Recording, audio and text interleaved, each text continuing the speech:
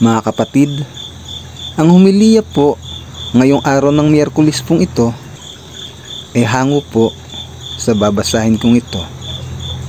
Mateo, Kapitulo 6, versikulo 1 hanggang 6, versikulo 16 hanggang 18. Katuruan tungkol sa paglilimos. Pag-ingatan ninyong hindi pakitang tao lamang ang paggawa ninyo ng mabuti. Kapag ganyan ang ginawa ninyo, wala kayong matatamong gantimpala buhat sa inyong Ama na nasa langit. Kaya nga, kapag naglilimos ka, huwag mo nang ipag-ingay pa gaya ng ginagawa ng mga mapagkunwari. Naglilimos sila sa mga sinagoga at sa mga lansangan upang sila'y mapuri ng mga tao. Tandaan ninyo, tinanggap na nila ang kanilang gantimpala. Sa halip, kapag naglilimos ka, huwag mo nang ipaalam ito sa pinakamatalik mong kaibigan. Gawin mong lihim ang iyong paglilimos, at ang iyong Ama na nakakakita ng kabutihang ginagawa mo ng lihim, ang siyang magbibigay ng gantimpala sa iyo. Katuruan tungkol sa pananalangin.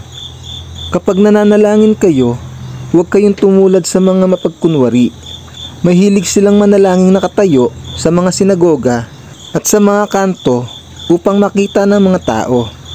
Tandaan ninyo, tinanggap na nila ang kanilang gantimpala. Ngunit kapag mananalangin ka, pumasok ka sa iyong silid at isara mo ang pinto, saka ka manalangin sa iyong Ama na hindi mo nakikita, at ang iyong Ama na nakakita ng ginagawa mo sa lihim ang siyang magbibigay sa iyo ng gantimpala. Katuruan tungkol sa pag-aayuno. Kapag kayo'y nag-aayuno, huwag kayong magmukhang malungkot tulad ng mga mapagkunwari. Hindi sila nag-aayos ng sarili upang mapansin ng mga tao na sila'y nag-aayuno. Tandaan ninyo, tinanggap na nila ang kanilang gantimpala. Sa halip, kapag nag-aayuno ka, maghilamos ka, lagyan mo ng langis at ayusin mo ang iyong buhok upang huwag mapansin ng mga tao na ikaw ay nag-aayuno. Ang iyong Ama na hindi mo nakikita ang tanging makakaalam nito. Siya na nakakita ng ginagawa mo ng lihim ang siyang magbibigay ng gantimpala sa iyo. Ang mabuting balita ng Panginoon. Pinupuri ka namin, Panginoong Hesukristo.